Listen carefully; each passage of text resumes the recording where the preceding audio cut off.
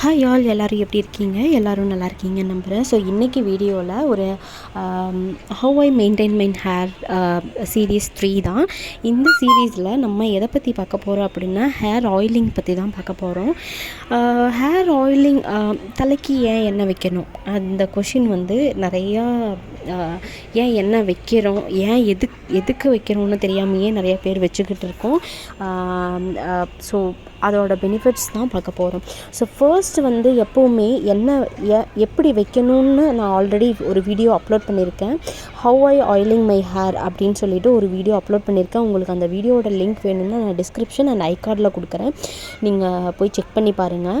அதில் நான் வந்து டீட்டெயிலாக ப்ராப்பரான வேயில் எப்படி வந்து எண்ணெய் வைக்கணும் அப்படின்றத வந்துட்டு கம்ப்ளீட் ஃபுல் வீடியோவாக அப்லோட் பண்ணியிருப்பேன். ஸோ போய் செக் அவுட் பண்ணி பாருங்கள். ஸோ இந்த வீடியோவில் ஸோ நம்ம ஏன் ஆயில் வைக்கணும் அப்படின்னு கேட்டோம் அப்படின்னா, ஃபர்ஸ்ட்டு வந்து இப்போ நம்ம ஒரு செடி வைக்கிறோம், அந்த செடி வளரணும் அப்படின்னா அதுக்கு தண்ணி ஊற்றணும். தண்ணி ஊற்றினா தான் அந்த செடி வளரும். எப்படி அந்த செடிக்கு தண்ணி தேவைப்படுதோ, தண்ணி இருந்தால் தான் அது செழிப்பாக வளரும் அப்படின்னு நம்மளுக்கு தெரியும் இல்லைங்களா? அதே கான்செப்ட் தான் நம்மளோட தலைமுடிக்கும்.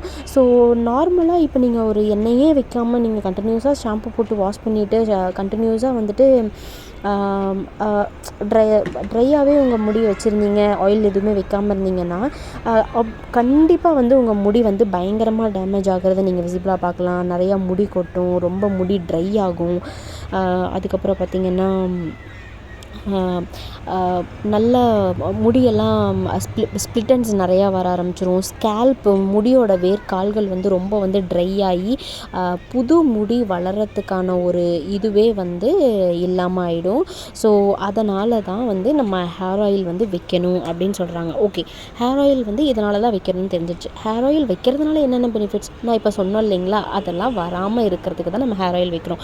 இப்போ நம்ம ஹேர் ஆயில் நார்மலாக ஒரு தேங்காய் எண்ணெய் வைக்கும்போது அது என்ன பண்ணுது அப்படின்னா, நம்மளோட தலைக்கு எண்ணெய் வைக்கும்போது கண்டிப்பாக நம்ம ஒரு அழுத்தம் கொடுத்து, நம்ம வேர்க்கால்களில் அழுத்தம் கொடுத்து நம்ம வைப்போம். அது வந்து ஒரு மைல்டான மசாஜ். ஸோ அது வந்து பிளட் சர்க்குலேஷனை இம்ப்ரூவ் பண்ணும்.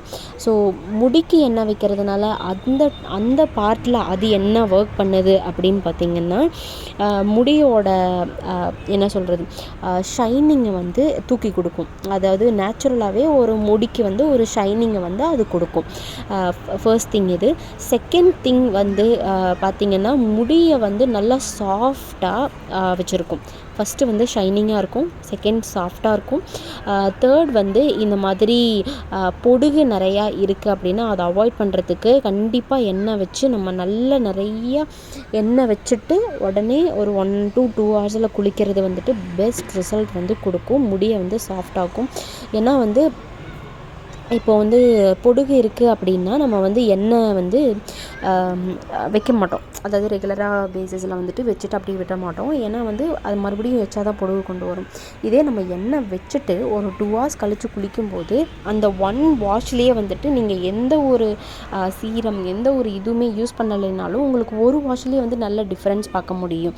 இதேவே நீங்கள் ரிப்பீட்டடாக பண்ணிட்டு வரும்போது கண்டிப்பாக வந்து அந்த டேண்ட்ரஃப்லேருந்து ஃபுல்லாக வந்து நம்ம வந்து ரெக்கவர் பண்ணி எடுத்துகிட்டு வர முடியும். ஸோ அதோட பெனிஃபிட்ஸ் வந்து ஹேர் ஆயிலிங் தலைமுடிக்கு எண்ணெய் வைக்கும்போது அதோட பெனிஃபிட்ஸ் வந்து அந்த டைமில் அதுக்கு போகுது. ஒரு முடிக்கு வந்து ஒரு ஊட்டச்சத்து கொடுக்குற மாதிரி தான் நம்ம வந்து எண்ணெய் வந்து அப்ளை பண்ணுறோம். அதுக்காக அந்த ஒரு ரீசனுக்காக தான் வந்து நம்ம எண்ணெயை அப்ளை பண்ணுறோம். எண்ணெய் வந்து எப்போ அப்ளை பண்ணனாலும் நான் ஆல்ரெடி என்னோடய ப்ரீவியஸ் வீடியோஸில் சொன்ன மாதிரி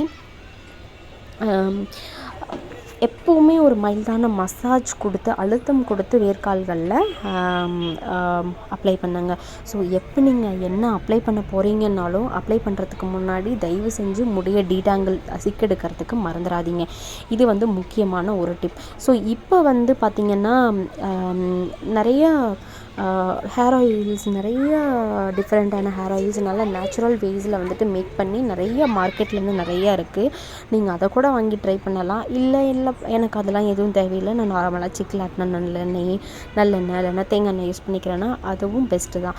ஸோ எந்த எண்ணெயாக இருந்தாலும் எப்போவுமே நீங்கள் யூஸ் பண்ணுறதுக்கு முன்னாடி மைல்டான ஒரு வெதுவெதுப்பான தன்மையில் வந்துட்டு யூஸ் பண்ணுங்கள். அது வந்து உங்களுக்கு சைனஸ், ஆஸ்துமா ப்ராப்ளம் இருந்துச்சு அப்படின்னா அதிலிருந்து உங்களுக்கு உங்களுக்கு அதனால் உங்களுக்கு சளி பிடிக்கிற மாதிரி இருந்துச்சு அப்படின்னா அது உங்களுக்கு பிடிக்காமல் இருக்கும். அதனால தான் சூடு பண்ணி தேய்ங்கன்னு சொல்கிறோம். சூடு பண்ணி ஏன் தேய்க்கிறோம்? தீபாவளி அன்றைக்கி ஏன் எண்ணெய் காய்ச்சி தலைக்கு எண்ணெய் வச்சு குளிங்கன்னு சொல்கிறாங்க. உடம்புல இருக்க சூட்டை வந்து எடுத்துரும் எண்ணெய் வைக்கிறதுனால. ஏன்னா நம்ம ஃபஸ்ட்டு எப்போவுமே எண்ணெய் வைக்கும்போது நம்மளோட உச்சியிலிருந்து தான் கான்சன்ட்ரேட் பண்ணுவாங்க. பிறந்த குழந்தைக்கே பார்த்திங்கன்னா உச்சியை தொடக்கூடாது அப்படின்னு சொல்லுவாங்க. அதனால தான் உச்சியிலிருந்து கான்சன்ட்ரேட் பண்ணும்போது அந்த சூட்டை எல்லாமே தணிச்சிரும்.